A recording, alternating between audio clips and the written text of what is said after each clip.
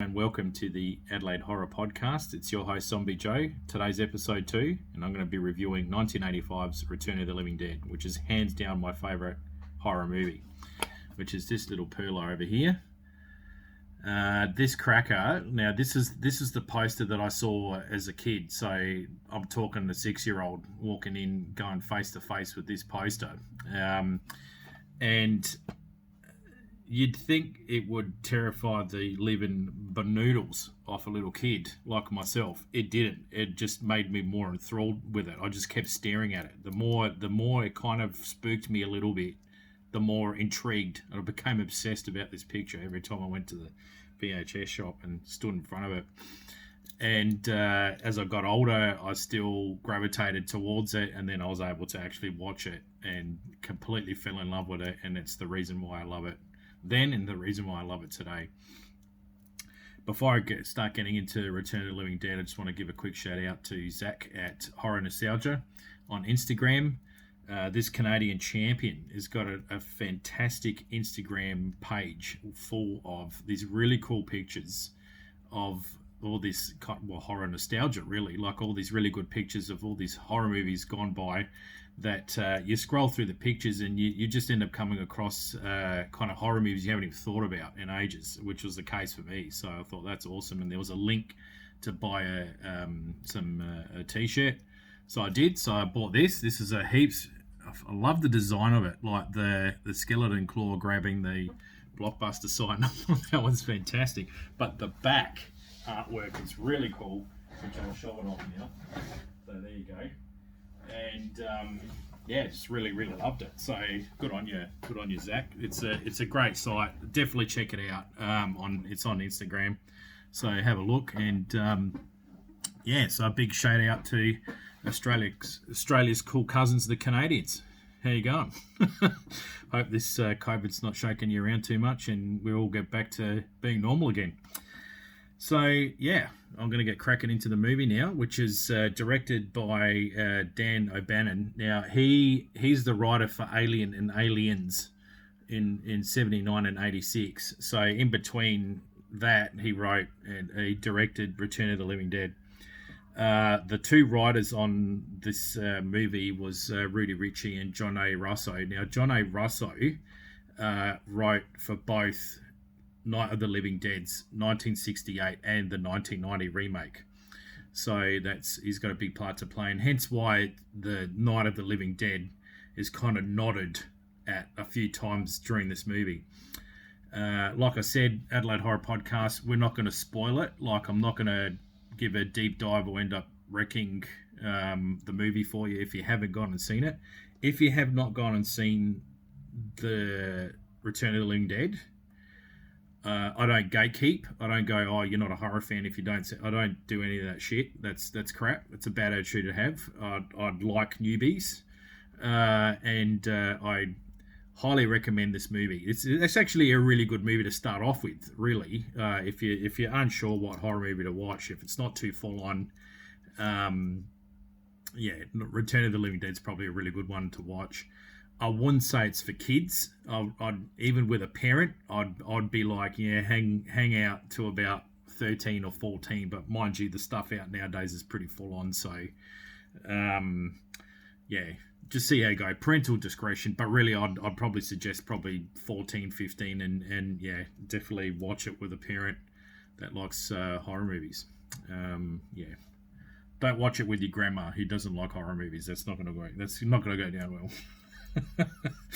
So it's the budget for this was 4 million, and it grossed 14 million in the US alone, and then 14 million worldwide. So it kicked all the goals. I don't know the IMDb score for it. Don't really give a shit. For me, it's 9 out of 10 all day long. And it was released in Australia in the same year, in October, 24th of October, 1985. Now, how cool would it have been if Australia was really kind of into the whole celebrating Halloween? It would have been a perfect time to go and watch it. But unfortunately, Australians are still hang up on celebrating Halloween. There's two groups, the people that do and the people that go, it's not America and we can't celebrate Halloween. So, you know, what do you do? I'm a part of Pro Halloween. I'm just like, dude, just have fun. Like, what? Anyway, I'm not going to get into that rant with everyone, but yeah, I've got some strong feelings about it.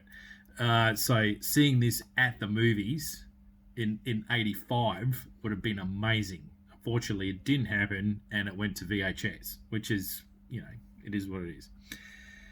So good luck to all the people in America that saw it at the cinema that's watching this. Good on you. That's fantastic.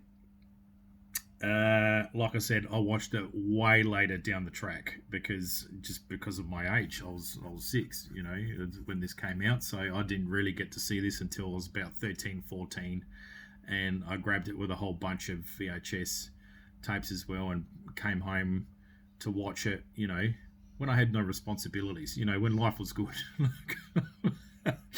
So the runtime for this is an hour and 20. You're not going to be flicking your phone through this one. If you are, I don't know why you're even watching horror movies in the first place if you're going to be like that. The cast, I'll split it up. So there's 2 groups. There's teenagers in this one, and then there's the adults. So, and these guys are the main kind of players in this film. So we've got Freddy, so we're going to go through the teenagers slash punks. So we got Freddy, who's played by Tom Matthews, Tina, who's played by Beverly Randolph, Chuck, who's played by John Philbin, Casey, played by Jules Shepard, Spider, played by Miguel Menez, Scuzz, played by Brian Peck, and Suicide, played by Mark Venturi. And then there's Trash, who is the lovely Linnea Quigley, who's hands down the Scream Queen, and who I got introduced to who Linnea Quigley was, because after that I was like, who is this girl? And, you know, being a 14-year-old, yeah, all systems go about Linnea Quigley. So I was, you know, got on Fangoria, and, you know, it was just kind of, you know, this is the pre-internet, like, so I was kind of, you know, going back through back issues of Fangoria to find out who this girl's about. So, and yeah, it was pretty cool.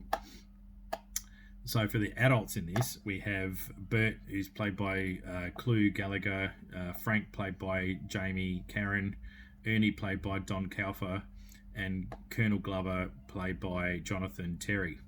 And I mentioned Colonel Glover because there's 2 parts where he appears in this movie, at the start and at the end.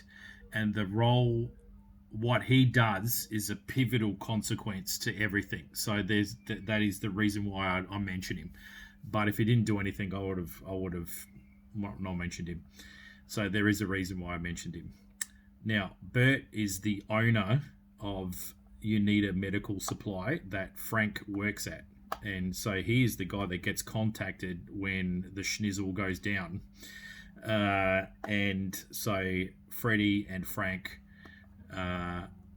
deal with him heavily throughout mid-section of the movie because of what has gone on. So basically what the premise of Return of the Living Dead is, so Freddie's got a job at Unita Medical Supply, where Frank works, and he works under Bert, who's the owner. This is a medical supply thing, so, you know, there's bodies, there's body parts, there's, you know, spoiler warning, there's a taxidermied cat that is in half. So if you are funny about things like that, that's your kind of heads up warning on that one. A bit of a trigger warning if that upsets you, so be aware of that. You know it's going to come, like you do see it, so you'll be able to skip over it a couple of seconds if that does disturb you. So there's that option there. And so yeah, he's just doing a tour. So basically what happens, so what I love about the writing on this is the banter between Freddie and Frank is if I've done numerous jobs as a new employee, so, and it's the old worker that's been there for ages, that's showing you the ropes, and he's chucking the jokes down, and some are landing, some are not landing. You know, it's the tale as old as time. You know, we've all been there. We've all been in that new job, or the other classic for me as well is like the other workers start coming up to this guy, and they're having these like inside joke conversations, like ha ha ha ha, and then they look at you and you go, yeah, yeah, okay, and it's a pretty awkward. And this is what starts at the start of this movie. It's really funny. So when I was watching it, I really enjoyed this bit. I thought this dialogue is so realistic because we have all been there, like as the new employee being shown around the new workplace, and so anyway, and let's face it, Frank's a pretty nice guy. Like if you're starting a new job, Frank's the guy that you'd want showing around. Like he's funny, he's serious when he has to be, but he's not terrifying, and he's not a dick. He doesn't treat you like crap because you're the new guy. So no, good on him. So anyway, in the process of showing him around, he ends up mentioning the movie Night of the Living Dead, and that it's based on a true story, and this is the container. So they go down and have a look, and he's showing them, and just through a mishap, which I'm not going to spoil, the lid comes off, and the gases get released. So they end up inhaling the gas, and that medically affects them. So that's what happens there. With the other group of teenagers, what happens is that they're waiting for Freddy's shift to finish. So what they're doing is they're just hanging around the You Need a Medical Supply area. And so we have Scuzz, who's basically the owner of this Cadillac that's just full of graffiti. Being a car guy, holy shit, this Cadillac was a horror movie for me. Like looking at it with all the graffiti on it, I was like, mate, holy moly. Anyway, that aside, yeah, that triggered me. Like I looked and I'm like, what are you doing in this car? So anyway, these guys, they're all like hanging in the car, they're cruising around, they're bored, they're waiting for 10 o'clock, so then so Freddie could come out and they can go party. So in the meantime, they're just hanging around the You Need a Medical Supply area. Next to that is the Resurrection Cemetery. So they're like, nah, let's get our boom boxes and let's go hang out there and drink and party in the cemetery. Like, how cool is that? So Linnea Quigley's character, Trash, very keen on this idea and proceeds to leg it into this cemetery and then strip naked and then dance to I think We Make Love Till We Die, which is SSQ is the artist who sings that. It's a great 80s song. In fact, one of the second reasons why I really love Return of the Living Dead is the music. You've got the theme song, which kicks off when the schnizzle goes down, and it doesn't build tension, but you're like, oh shit, here we go. Like it's really, really good, and that's why I love it. It's a great theme song. It's one of my favorite theme songs to a horror film. I've got it as a ringtone on my phone. I kind of want it to do it as the intro song for Adelaide Horror Podcast, but I don't know how I'm going to work that out, but I'll see if I'm allowed to do that. I don't want any ghouls rocking up from the music industry knocking on my door going, you can't play that. So I'll see how I go with that. So the theme song, Make Love Till We Die by SSQ, and then Do You Want to Party by 45 Grave. That's a really good 80s punk song. It just smacks you in the face. Now it was heavily promoted with the trailer for this. When you saw the 80s trailer, this was the song that they played in the background.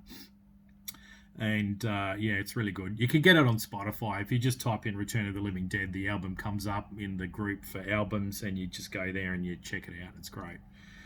So you got those 80s bangers there that are really good. So anyway, they're all dancing to this thing. So in the timeline, so when the gases are released, it sends a cadaver that's hanging up and it reanimates it. So it starts running around everywhere, and they're freaking out, and they're like cutting up the body and like trying to get rid of this mistake that they've done, and they've realized they've opened the canister. So the guy goes, we've got to ring up the US Army now and tell them what's going on. Like, oh my God, they're freaking out. And so that's kind of where the info for all that's going to stop. I'm not going to go into that because if you haven't seen this movie, I'm going to start spoiling it, which I don't want to do. So that's kind of what ends up going on there. So that's where Bert's character comes in. He comes down and they start concocting this plan. Okay, we've got to start cutting up this body and we've got to get rid of it. So that's where they bring it to the cemetery, and the not the morgue, but it's the funeral home, and kind of like the mortician there is played by Ernie, and the coolest tracksuit he wears. It's very cool. He's got his little 80s headphones on. I remember rocking a pair of those Sony bad boys, and so he's listening to some music and he's fixing someone up with the makeup ready for burial. And these guys come in with the cut up body and they said, we've got to get rid of it. Eventually they have to come clean and tell them what's going on, and so they say, okay, we've got to do it. So they do. And in incinerating the body, because of the gases in this body, the incineration process, that comes out the chimney, and there's a reaction with the weather, and it starts heavily raining, creates a storm, and this rain goes into the soil, and hence, bang, starts the reanimation of all the corpses in the cemetery. So basically, creates all these ghouls because they start coming out of the ground. The teens are stuck in the cemetery and are now surrounded by the undead. Two manage to break free and head into the you need a medical supply. And so basically the rest of the movie is bouncing between your meter medical supply and the cemetery. This is pretty much where it goes. And then there's a big showdown at the funeral home. There's a big showdown with all the ghouls surrounding the funeral home, trying to get in, and the teenager and the punks are all barricaded inside. So there's those nods to Night of the Living Dead in those sequences as well. It's really good, and this is where the movie just grabs you for the whole entire time. Like you 100% concentration at this point. It's totally sucked you in, and then Colonel Glover appears at the end, does what he has to do, and there's your plot twist kind of there, and I'm not going to spoil that. So that's why the movie, it's an amazing kind of thing where it stands on its own. It's referenced with Night of the Living Dead. You can literally put these two movies together in the universe of each other. And that's what I love about it as well. And it's funny where it has to be, scary where it has to be. Now, the thing is, it's not gory. So if you're not into gore, it's kind of the movie for you. However, if you're a bit of a agoraphobe, you're just going to be like, there's not enough gore for me to like. So if they, heaven forbid, they did this, but if they did remake The Return of the Living Dead, which I don't like its chances, but if they did, it would be very gory. I understand. I think what I recall is the other Return of the... There was a few sequels after this. There was 2, 3, I think 4. I think it goes to 5, but I stopped at 3. I didn't watch the other ones. 3 has got the distinct one with the lady with the glass sticking out of it. That's kind of where I stopped it there. And that was pretty gory, that one. So I think the gore accelerated as it went on, but originally this one was good how they did it. The practical effects in this is just... There's one... I'm not going to spoil it. There's a bit where the main characters are able to speak to one of the ghouls, and this scene is amazing how they've done it, like right to the spine hitting the metal, like of this ghoul is talking, the spine is moving, and eventually it starts whacking the table, and it's just so realistic. It's amazing. The sound and the graphic and the practical effects are just amazing in this, and that's why I love this movie all day long, and I could keep watching it. So if you haven't seen it, I highly recommend it. Return of the Living Dead. this is where I'm going to leave it because I'm not going to go in and end up spoiling it for you. So definitely go out and check it out. You can't really go on YouTube and watch it. It's one of those ones where you have like 52 videos to watch if you do it.